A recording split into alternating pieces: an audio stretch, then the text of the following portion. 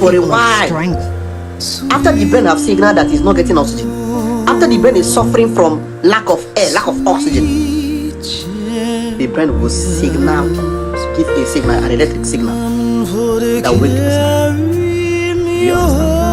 Now, if the person is suffering from central apnea, because we have a obstructive apnea and central apnea, if the person is suffering from central apnea and the brain does not, the spreads.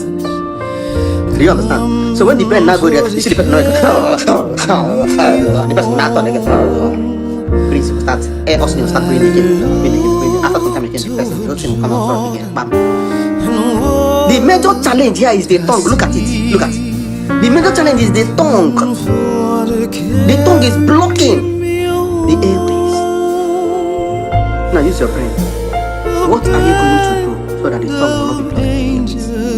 Because if this thing continue like this, there are several issues.